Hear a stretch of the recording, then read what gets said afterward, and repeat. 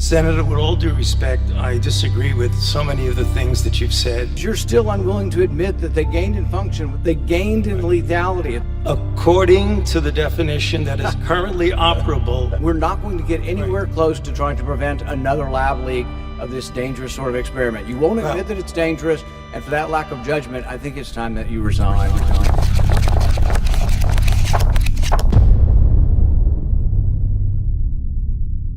Project Veritas has obtained never-before-seen military documents regarding the origins of COVID-19, gain-of-function research, vaccines, potential treatments which have been suppressed, and the government's effort to conceal all of this. Dr. Anthony Fauci has testified many times before Congress stating that the U.S. government was never involved in gain-of-function research at the Wuhan Institute of Virology. Will you today finally take some responsibility for funding gain-of-function research in Wuhan? Senator, with all due respect, I disagree with so many of the things that you've said.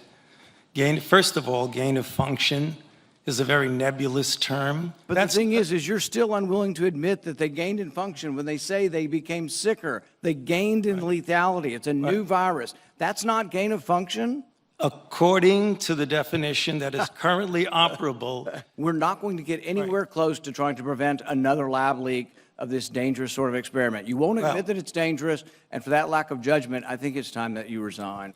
You have said that I am unwilling to take any responsibility for the current pandemic. I have no responsibility for the current pandemic. That assertion is based on the NIH's definition of gain of function. However, the documents we've obtained refute that. The documents in question stem from a report at the Defense Advanced Research Projects Agency, better known as DARPA, which were hidden in a top-secret share drive. But what is DARPA? They are an agency under the U.S. Department of Defense, which facilitates research and technology with potential military applications.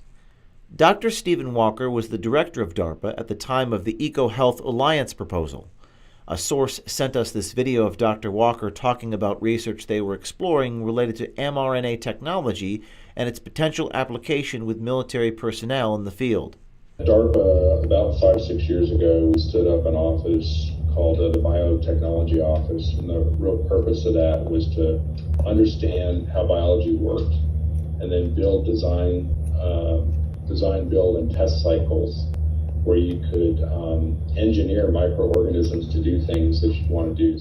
Though the main report regarding the EcoHealth Alliance proposal leaked on the internet a couple of months ago, it has remained unverified until now. Project Veritas has obtained a separate report to the Inspector General of the Department of Defense, written by the U.S. Marine Corps Major Joseph Murphy, a former DARPA fellow. Major Murphy makes claims in his report to the Inspector General that, if true, could be damning to the official narrative that has been played out to the world over the past 2 years. Major Murphy's report states that EcoHealth Alliance approached DARPA in March 2018, seeking funding to conduct gain-of-function research of bat-borne coronaviruses. The proposal was named Project Diffuse. DARPA rejected the proposal because the work was too dangerous and could violate the gain-of-function moratorium, despite EcoHealth's position that it would not. According to the documents, the NIAID, under the direction of Dr. Fauci, did not reject the proposal. They went ahead with the research at Wuhan and several sites across the U.S. Dr. Fauci has repeatedly maintained his position, under oath, that the NIH and NIAID have not been involved in gain-of-function research with the EcoHealth Alliance program. This appears to be contradictory to Major Murphy's analysis and the rejection from the Biological Technologies Office at DARPA.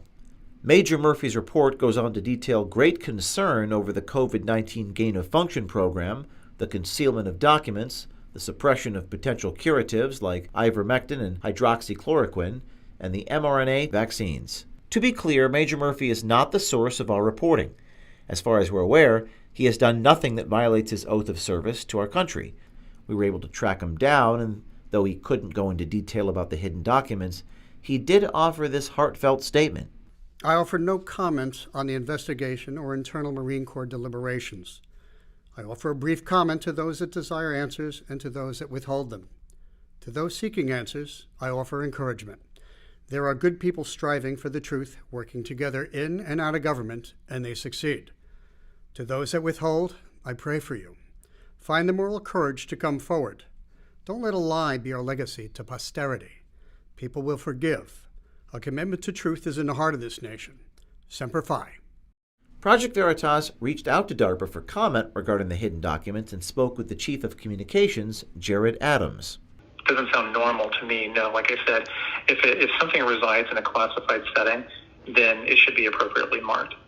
I'm not at all familiar with unmarked documents that reside in a classified space. No, that, like I said, that doesn't sound like. I mean, it's not good practice to put unmarked materials in, in a classified space. But there may be cause to, because something is determined to be classified, but it wasn't originally marked appropriately.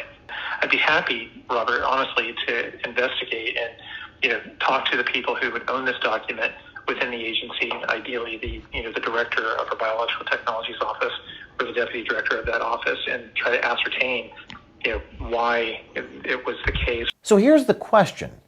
If the Department of Defense, the same people who make our nuclear arsenal, felt this research was too dangerous to proceed with, why in the world did the NIH, NIAID, and EcoHealth Alliance recklessly disregard the risks involved? Did they purposefully change the definition of gain of function in order to bypass the moratorium? Further, who at DARPA made the decision to bury the original report that could have raised red flags to the Pentagon, the White House, or Congress, which may have prevented this entire pandemic that has led to the deaths of 5.4 million people worldwide and caused much pain and suffering to many millions more?